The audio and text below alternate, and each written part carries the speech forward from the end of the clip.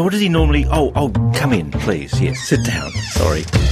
Time to retire to the drawing room.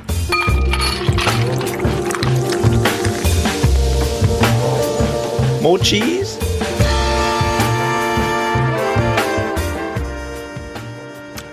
More cheese indeed. Drawing room time. Been a bit of a week, you may have noticed. We've got a new PM, there's been ministers whizzing left, right and centre, there's been claims and counterclaims, policy. Sort of a feast there for those keen on the political arts. And none are keener than the political cartoonist, the person who sifts through the spin, cuts to the chase, gets to the nub with the nib. Oh, that was good, wasn't it? Spontaneous, that one, John. The voices you hear chortling with glee. Russ Radcliffe is an archivist of political cartoons. He has just compiled and published a decade of the best Australian political cartoons, also featuring some of the more media... No, actually, they're all the best. They are the best, They are of course. indeed. And with him, one of these aforementioned princes of the nib, John Spooner, cartoonist, caricaturist, artist, most prominently, most notably with the Age newspaper in Melbourne. Welcome to you both. Thank you. Hi. Now, Russ, to be with you, a decade.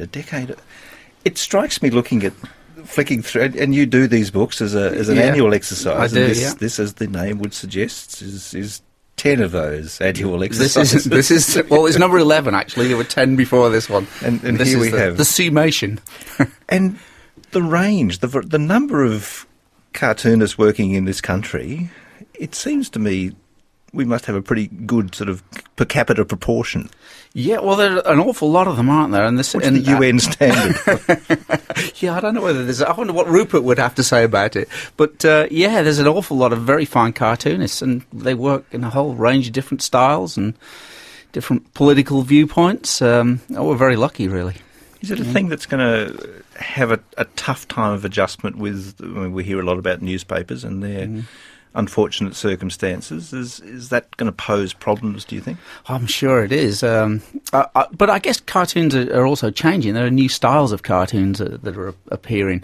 I mean, you just think about First Dog on the Moon. I mean, he does an entirely different style of political cartoon. Only because he can't draw people. Well, because he can't draw people, probably, yeah. And he can't come up with a 5-second idea. But, you know, I mean, there are a lot of very different styles that are appearing. But I think that standard kind of small frame cartoon that we're used to in the editorial, I think it's got a life. I was thinking today, looking at a Jeff Pryor cartoon from the, I think it was 2006. Great man, Jeff Pryor. Just a genius. And you think that, you know, we're bombarded by images of various kinds, photographs, etc. And you look at one of his simple black and white line drawings of about the war on terror and torture. And it's got more impact than, you know, any movie you're likely to see on the topic or any photo. It's a superb image of that takes you inside a torture chamber. Yes, and which would be hard to achieve in any other. Well, you see, it's a kind of familiar image from, you know, TV series and popular culture, etc. And yet he presents it in a really kind of direct and powerful, visceral way, and you're kind of confronted with this, you know, all those crazy arguments about torture. You know, the bomb's going to go off, torture the guy and find out where it is. You know, that kind of thing. And he sort of cuts through all that and says, "This is the bureaucratic process." Reminds me of a very favourite Loonig cartoon of something about a person in great anxiety trying to pull things out of a bomb, and the caption was something like "Bomb disposal, 3rd year practical." You don't get to 4th year, though, do you? John Spooner, that idea of the work on paper, are you feeling a little sense of sort of grief and loss at this moment? Well, I've always stuck with paper. I disagree. Well, I'm not sure that I disagree with Russ. I mean, he said there is life there. The digital world is a visual world, and cartoons are really suited to it. It's a quick grab. You see it. You don't have to print it out and read it later, which most people probably do with the text. So I think we're ideally suited. I mean, and the great thing is that we can also move in our minds, we haven't got that quite yet, into some sort of moving image. Yes. You just couldn't do it on a daily basis. But we have experimented with that at the age. And so I love the digital world. I think it's, there's great things about print we all love that have been in it for a while. And some of your great work, especially as a caricaturist, having that expanse of the page, the great the broadsheet page is lost to us almost entirely, but those big page one things where it's a big thing that has that sense of presence and texture. Well, you when you were at the age, you were one of the only people who ever gave me a full broadsheet page of my cartoons for the year. I never thought, geez, I got to note that name down, Jonathan Green. Yeah. But you didn't become editor. No, I wonder why. The whole paper would become cartoons. But I mean, these days I'm probably more offside with the received wisdom of the day, and I don't know whether they give me a full page. When I turned up at the age, I mean, it was a remarkable culture. I remember there was an artist's room there that had Bruce Petty, had yourself, it had Mr. Lunig. We're all in one room too. Yeah, it had Nicholson. It was like a lunatic rock band.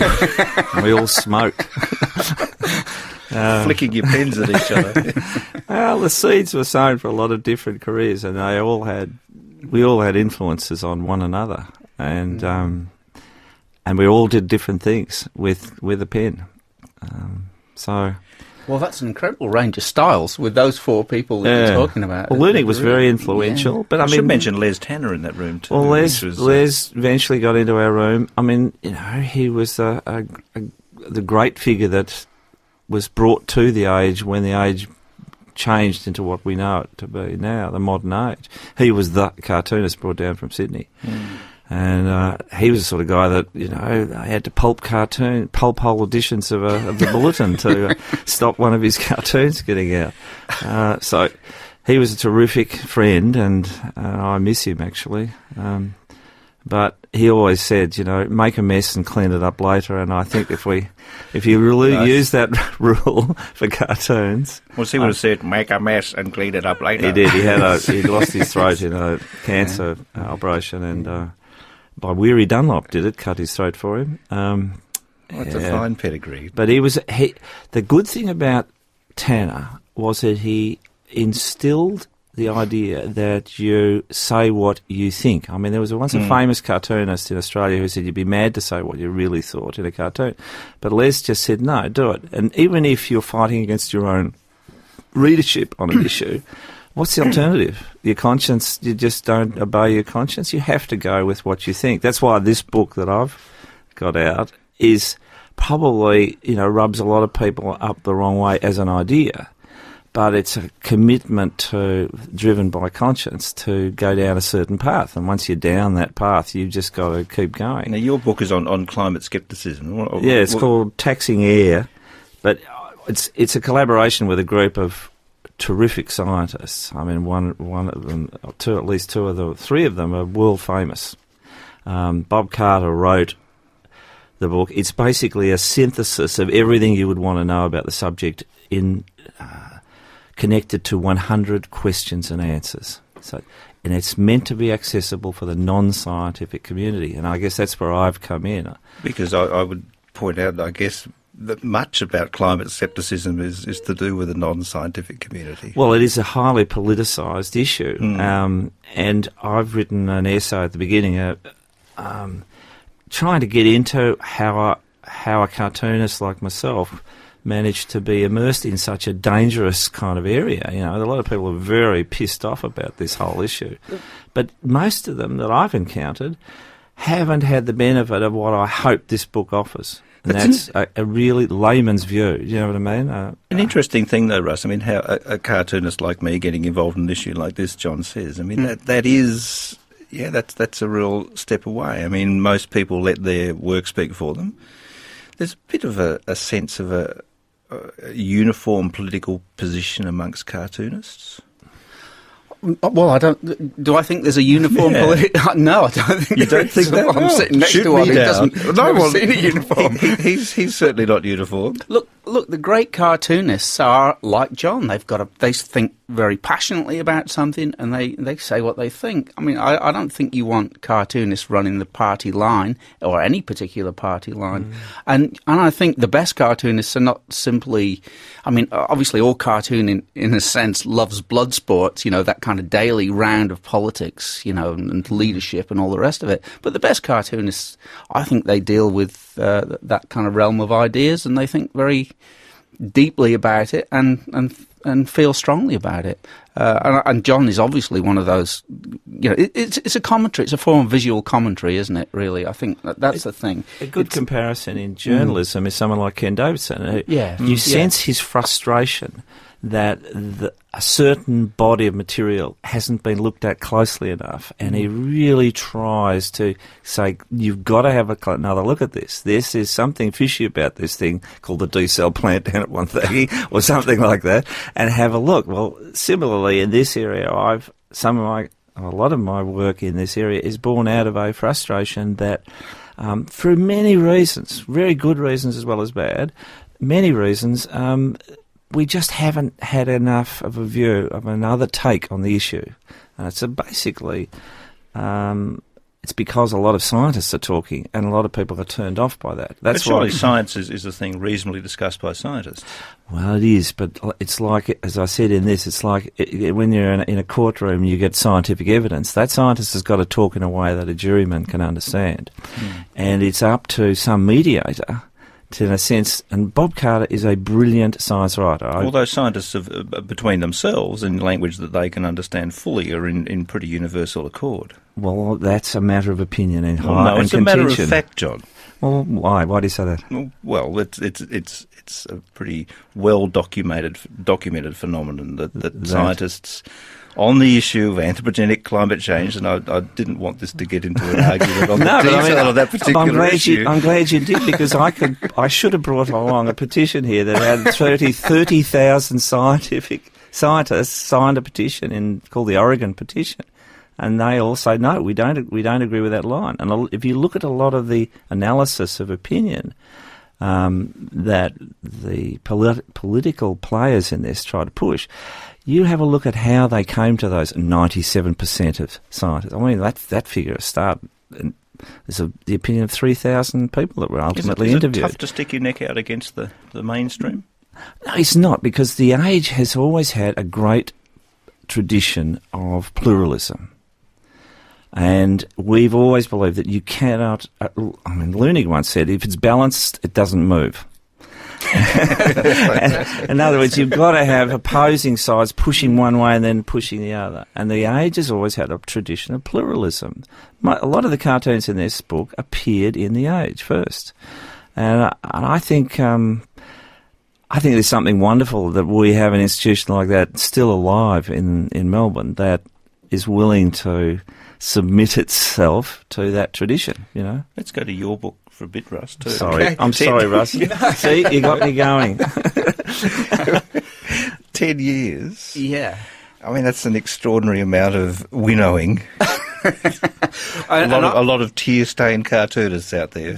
Look, and I did a very stupid thing with this book. Instead of sort of going back over those 10 editions and picking the best ones, I went back to scratch and reselected for the 10 years. So I made a huge job for myself. But it's a privilege to be able to go through this material. There's some fantastic stuff Russ there. knows more about most cartoonists' work than they know about their own work.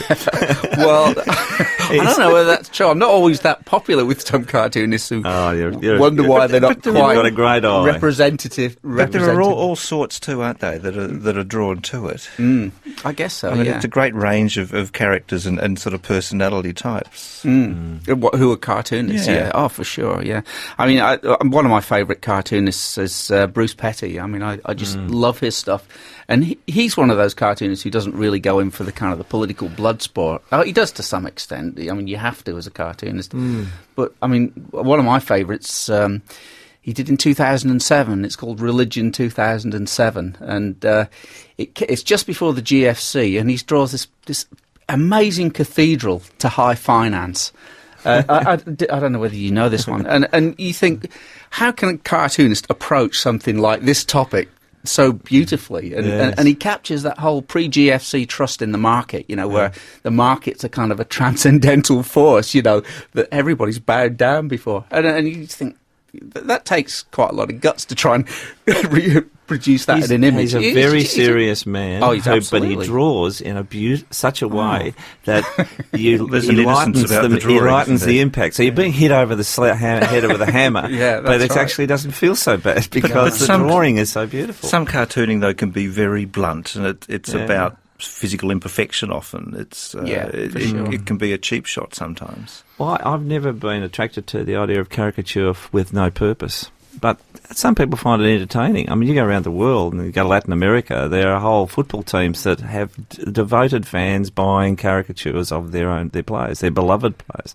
So it's taken in the tradition, but I agree with you, it can be nasty and stupid. Well, it can be just a piss take as well, and it's kind of pointless and forgettable. I mean, the best cartoons, as I keep saying, are the ones that actually that engage with stuff. But that idea of caricature with purpose, I mean, that goes to what visual art can do. It can provide things on a number of levels, and that must be a very hard thing in the context of a person and an issue to come up with something, John, which is representative but does more. That's why sometimes caricature can't deliver what you want. You have to go further. You have to put it into I had Rudd, today's paper, as an Aztec priest who's making the sun come up again by sacrificing people. And someone said, I thought he changed. And the other person said, what do you mean? The sun came up, didn't it? What's the problem? You've got to try. It all depends on the issue. I loved you did a Turnbull a few years ago, which was quite a formal portrait of him. It was a very nice, until you looked at his crossed hands and they got their claws. Oh, God, that's the claws of the merchant banker, probably. that was a beautiful image. Have you got a favourite gag, Russ? Favourite gag. I really love David Rowe's work. I mean, it's not really gag cartoons. They're more like... He's had a purple patch. Well, and they're incredibly kind of baroque and wild cartoons, aren't they? I really loved the cartoon he did last year of Rudd in the coffin. Rudd is in the coffin, and he's just looking sideways, and there's this huge eye staring out of the coffin, and it's kind of the undead waiting to come back. I mean, it's a gratuitously horrible cartoon, but it's very powerful. And that he brings to mind Gilray. Did you know that Gilray, the great late 18th century, early 19th century cartoonist, was actually paid for a year to not caricature a particular politician? You made it, and he accepted. Have you ever tried that, John? This is a nice little earner on the side.